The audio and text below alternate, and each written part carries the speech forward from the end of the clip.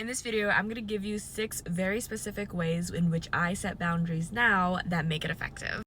Hello y'all, welcome back to another video dedicated to help you break out of the cycle of toxic behaviors and relationships in your personal and romantic area of your life. And if you don't know who I am, hi, my name is Jeanette. I'm a relationship and mindset coach, and if you like anything personal development, make sure you hit subscribe and join the tribe. Number 1, the first mistake you want to catch yourself doing is overly apologizing. Now, when I first started setting boundaries, I would feel guilty. I would feel bad. I would feel like I'm doing something wrong. And so to overcompensate, I would find myself constantly saying sorry or over apologizing. Now, the problem with this is that when we're setting a boundary while over apologizing, we are viewing the boundary in a way where it separates and pushes the other person away, which implies that there is a negative connotation when it comes to setting boundaries. But something that I need to remember is that boundaries is not to push other people away. Rather, it is an opportunity for us to express ourselves authentically and genuinely. And there's something so precious and valuable to even have a relationship where we could express ourselves authentically. You do not need to be sorry for building a relationship like this. So the next time that you find yourself setting a boundary, instead of sitting in that apologetic and feeling bad energy, try to tap into that gratefulness instead. So for example, in the past, if a friend were to ask me out, I would say, oh my goodness, I'm so sorry, I can't come. I really wish I could, but I'm just so busy, but I feel so bad. I really hope that you do enjoy. Versus now, all you have to say is, wow, thank you so much for inviting me. Unfortunately, I can't come, but I really do hope you have a great time. Simple, sweet, no over apologizing, which decreases the chances of pushback. The second mistake that I used to do when setting boundaries is only enforcing them when they are tested. In the past, because I was so afraid to set boundaries, I would tell myself, you know what, it's not a big deal.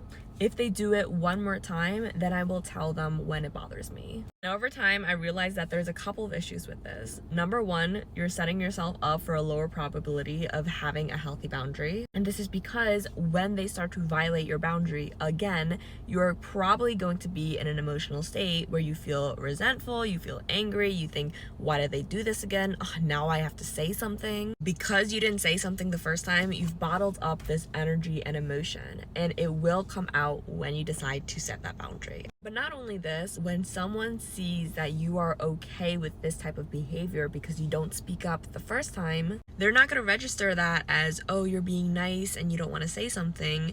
They're going to register that as your boundaries are negotiable. The person on the receiving end of things is going to see that, oh, sometimes they're okay with this boundary being violated, sometimes they're not okay with it, so I guess it depends on their mood. Boundaries should not depend on your mood. At the end of the day, boundaries is a way that you teach people on how you want to be treated, and it's a form of self-respect. So an example of how you can set this boundary is that when a friend comes late, instead of not saying anything and letting it slide, saying it's not a big deal, you can let them know, hey, unfortunately, it's been 20 minutes past our meeting time and I have other commitments coming up, so I'm gonna have to cancel our call. If you have to reschedule or cancel our calls in the future, please let me know ahead of time so we can allocate our time efficiently. Give them a heads up, tell them a reminder, and then enforce your boundary with natural consequences. Which moves us into our next point, number 3, not setting boundaries with natural consequences. I've seen so many of my clients make the same mistake too, where when their boundary is violated, they do not take action afterwards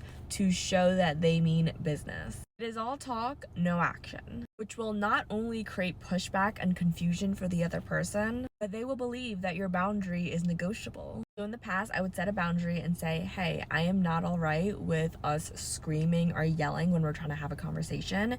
If you do raise your voice and we get to that point, I'm going to take a step back and not engage in this conversation any further. But when someone did raise their voice, instead of immediately disengaging in that conversation and following up with natural consequences like I proposed, I would sit in the conversation, try to negotiate with them. Please, I just want to have a conversation with you. Can you lower your voice, please? And I will do anything and everything and have this conversation without actually following through with natural consequences. So what people need to see is that your words align with your actions, because if they don't, all that is a lie. If someone tells you they're going to do something but doesn't, you're going to see that as, oh, well, I can't really trust them. They're not that reliable, and maybe they don't really mean what they say. Make sure that when you're setting boundaries now, follow through with natural consequences.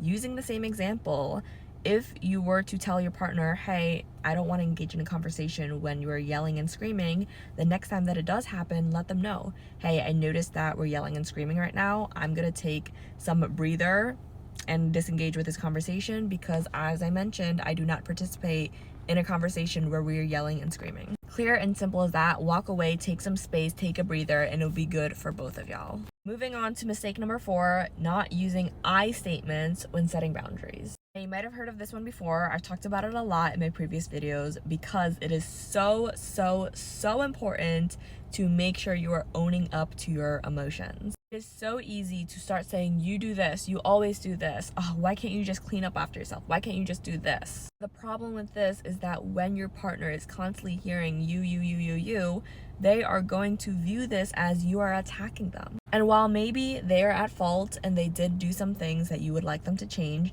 no one likes being told what to do, especially when they're being attacked. And so what will most likely happen is that they will not be listening to what you are truly feeling because of what they did. They will be trying to think of reasons to defend themselves. And not only that, but using you versus me statements will create an environment where you are against each other and you are not by each other's side. So for example, instead of saying, oh my goodness, you left trash on the counter table again, can you just clean it up like you always do this? Instead, take a deep breath and try something like this. Hey, notice that there is garbage on the counter table. I feel overwhelmed when there is mess around the house, and I would like to work on a strategy where we can pick up after ourselves more. What do you think? Clear, simple, specific, and precise.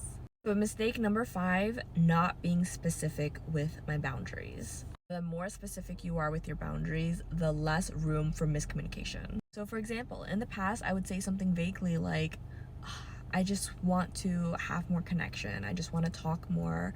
I feel disconnected with you sometimes. And then we would proceed to talk.